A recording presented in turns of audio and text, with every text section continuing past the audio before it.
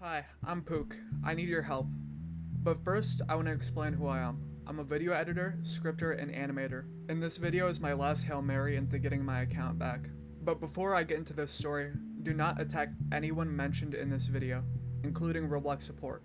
I'm trying to reach out to them directly with this video, and to fix the mistakes I made myself, while also informing you on how to protect yourself from a very dangerous social engineering attack.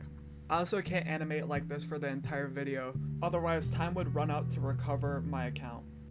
I will avoid sharing personally identifiable information, but I will mention ROBLOX Support as a whole. I only want to recover and prevent this from happening to anyone else, and by no means can I help you with your Roblox account. This video represents the cascading mistakes we make, and I'm like no better representation of that in this video, so just wanted to get that across. So now let's get into it. There is an over-encumbering belief and stereotype that digital Roblox accounts do not hold value, but the reality is, all of your social media accounts hold value. This value that I'm talking about also includes your identity. Social engineering and hacking is also a federal crime, and what I'm about to explain is how your entire Roblox account is currently at risk to social engineering attacks without a password. Your entire Roblox account is at risk of being locked off by ROBLOX Support themselves. I had not been told once about this particular attack, and seeing as it may get worse, you'll want to stick around. And this is also the last time I'm going to try to warn people about this for my own sake, because it's been really like mentally detrimental to me to think about for a long time. There are only about 20 days left as of the making of this video to recover $4,000 in limiteds, and to recover the account itself and the deleted items. If you don't want to stick around for this story, details on how you can help are in the description.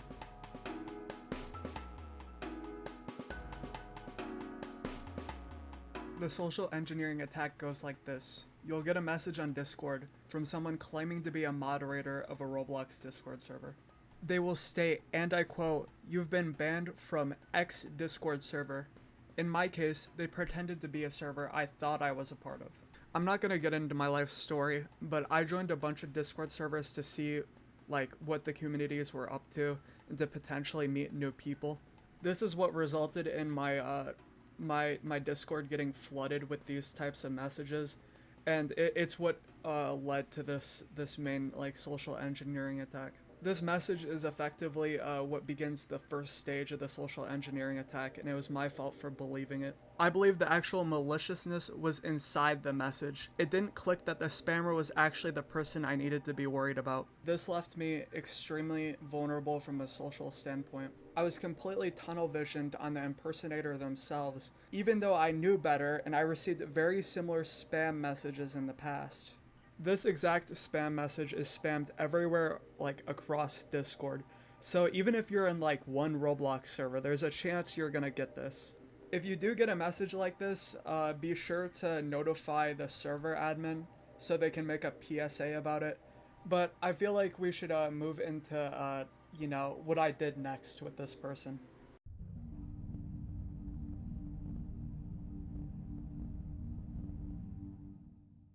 When a social engineer is attempting to hack something, they have to be very subtle about what they want, as much as possible, while keeping the victim in a social cage that takes effort to break out of. This cage gets stronger the more socially involved the victim is in the story the social engineer is building. The story in this case that I was eating up was that of impersonation. The next step was to get me involved in a fake Discord server to make the story more believable. They invited me to a fake Discord server with 1,000 members, and asked me to make a ticket. But before this, they cleverly told me to check and see if I was banned from the server, you know, like a real Discord server, to make sure that I could actually join. And yeah, I was actually banned. This was all to construct their story and make it seem like I was appealing to them instead of the other way around. And again, in retrospect, it seems completely obvious. I should have seen this from 1,000 miles away, but again, I was forced into that cage, and I was forced to, you know, listen to their demands. To increase tension even more, basically what they did was a bot command, and it's basically like a fake, like, scam detector bot, but basically what it was meant to point out is that the impersonator actually succeeded in proving that, you know, like, I was a scammer. Then they showed me, the thing that really like made me buy into it. Basically what they did next is that the first moderator guy posted a list of Discord servers and told me to click on like each invite link individually and see if I was actually banned from each of them. And I did that, and I was banned from all of them, and they all had a few thousand members because they were botted. So by this point, I'd completely bought into it. My stress and frustration are at its height by this point. I joined the call in a frantic state to be greeted by two social engineers that had been stringing me along. They cleverly built up their characters as reputable, trustable individuals, even though their actual profiles were very hollow and again, very clearly fake. One was a bot developer who acted like the impersonator had falsely reported me, and the other was acting like a moderator handling very similar investigations. It is at this point I start talking to them. They don't ask for much initially, just to confirm the impersonator's Discord ID and the DMs are actually, like fake. They also act like this is the first time someone has been impersonated. They're dealing with other investigations like this. They're making it seem like, like an attack, like it was very common and it's very routine.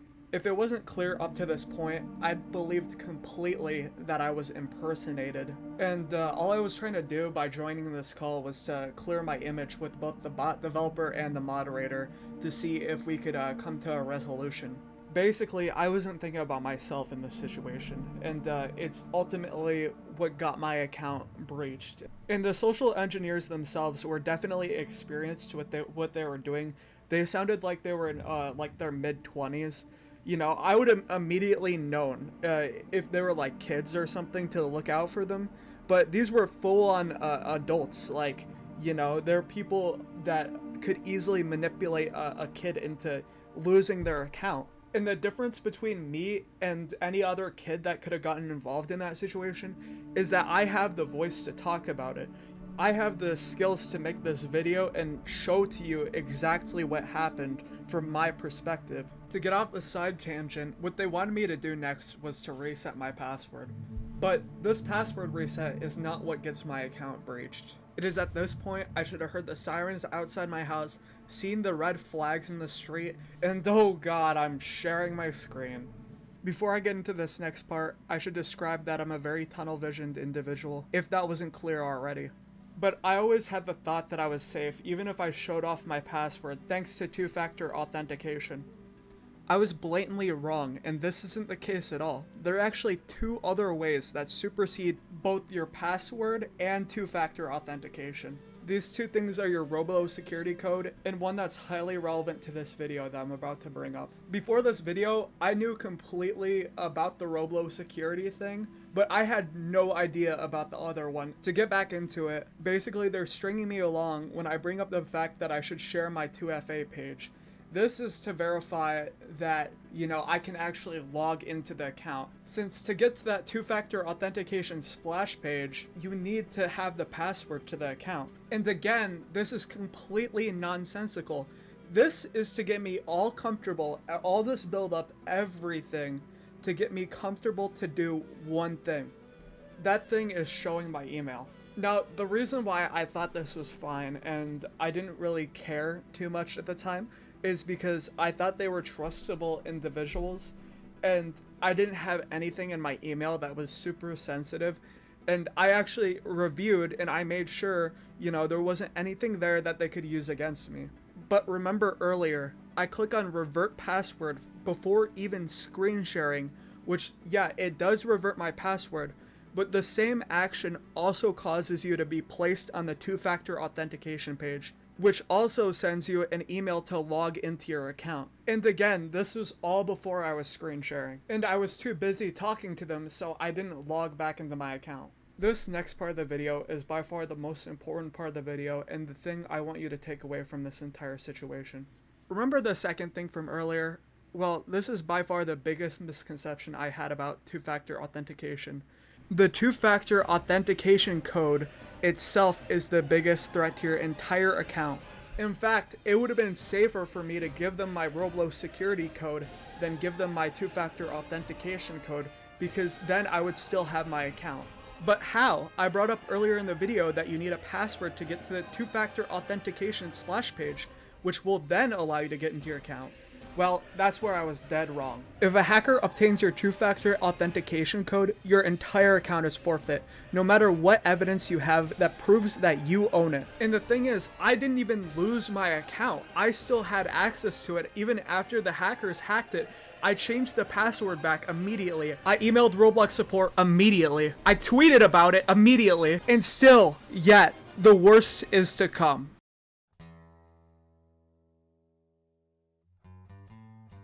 Let's take a step back. To clarify, the social engineers saw the two-factor authentication code in my email, and that was how they hacked me. And the misconception I had was that I could not be hacked through just the code alone. I thought you would need the password as well. But there's another missing component. How are they able to siphon all the items out of my account? Because if you didn't know this, when you try to trade with an account with two-factor authentication enabled, it will email you. Right? It'll email you and basically send a very identical email to the login, except it's just for trading. In the way the social engineers got their hands on that code, they basically told me, you know, there's something wrong with your inbox. It's just a simple question like that. There's something wrong with your inbox. So I start scrolling up and down because by this point, you know, I'm like, what can go wrong? What can go wrong by this? And so I scroll up and down, and then I automatically refresh the inbox by habit to see, you know, if there's anything up. And there was nothing up, but something did pop up on screen, and that was the trade verification email that I just mentioned. So basically what they can do is they can siphon all the items out of my account, and I'm forced to sit there and watch. And before we get into the next stage, I want to mention that I grew up with this account. All right, it's very valuable to me. It's very personal to me. Without it, I would not be the person I am today. Before I was hacked, I was actually working on a project that I'm now forced to, you know, basically cancel because I don't have access to half the game anymore.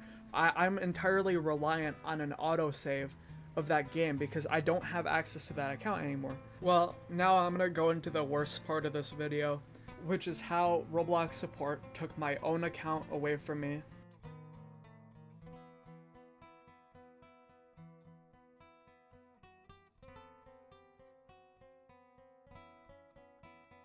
By this point, I still had my account.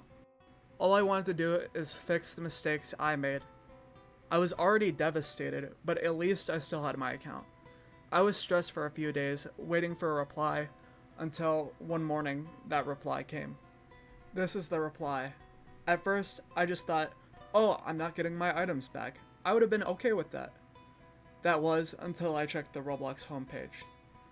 And I realized I was logged out after many days of being logged in. I also got another email.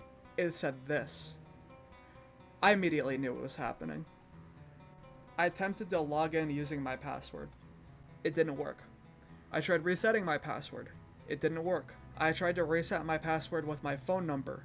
It also didn't work. I googled it. Everyone else had the same problem.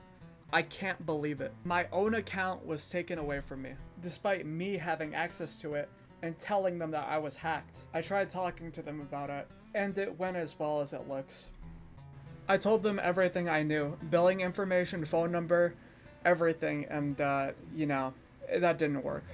And so that brings us to now. Again, don't attack anyone in this video, and I'm about to go into why I think this happened.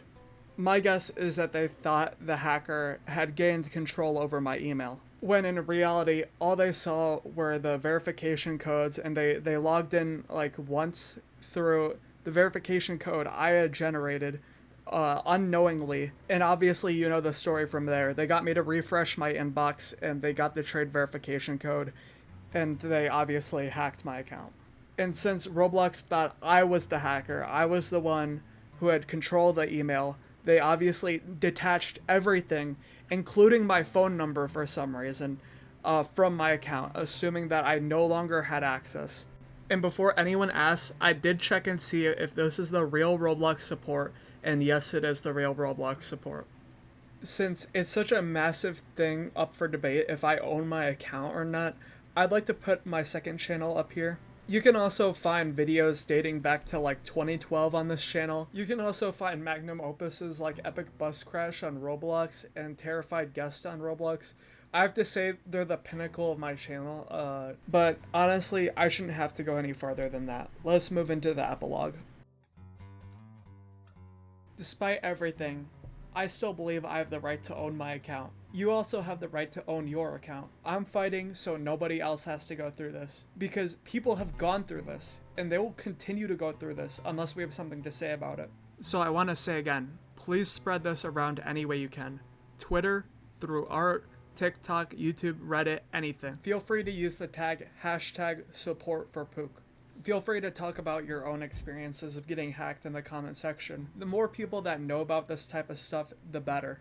Also, before I send you off, I wanted to show a quick preview of my next video that I've been working on for a while now. And it was actually going to be out by now if my account didn't get hacked, so here it is.